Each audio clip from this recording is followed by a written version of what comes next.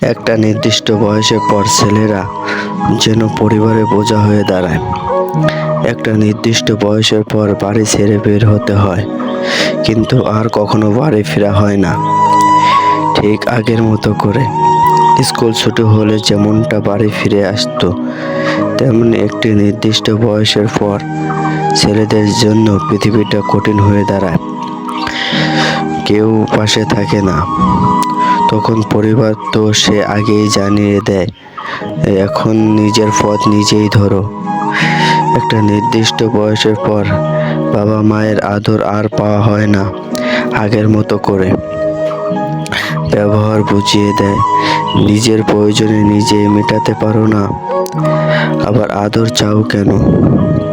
একটা নির্দিষ্ট বয়সের পর ছেলেরা ডিপ্রেশনে ভুগতে থাকে। আর হ্যাঁ, সেটা ক্যারিয়ারের জন্য, আর নয়তো পরিবার তাকে সন্তান স্বীকৃতি দিতে লজ্জা পায়। একটা নির্দিষ্ট বয়সের পর পরিবারের কাছে সামান্য কিছু আবদার করাও যোগ্যতা হারিয়ে ফেলে।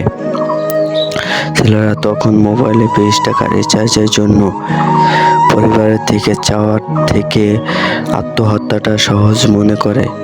একটা নির্দিষ্ট বয়সের পর ছেলেরা চারপাশটা ধীরে ধীরে সংকীর্ণ হয়ে আসে। এই সময়টাতে একটা ছেলে কতটা কষ্ট থাকে সেটা কেউ জানতে পারে না।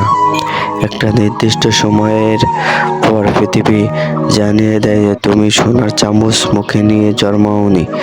তখন পৃথিবী তোমাকে একটা ছেড়ে দিয়ে হয়তোবা জীবনের সাথে সংগ্রাম করে তুমি হয়ে উঠবে যে গল্পের নায়ক, নয়তোবা তুমি হারিয়ে যাবে ওই পথচারীর মতো, যার গন্তব্যে কোনো সন্ধান পায়নি। তেমনি তোমার এই এলোমেলো জীবনটাকে গোছাতে গিয়ে অর্ধেক জীবন শেষ হয়ে যাবে। তেমনি তোমার জীবনে একটা মানুষ আসবে, তবে সেই মানুষটা যদি ভালো হয়, হয়তো তোমার জীবনটা সুন্দর করে তুলবে। তবে যদি ওই মানুষটাও যদি ভুল হয়, তাইলে তোমার জীবনটাকে ছারখার করে দিবে। আর আমাদের ছেলেদের জীবনে এইভাবে কেটে যায়।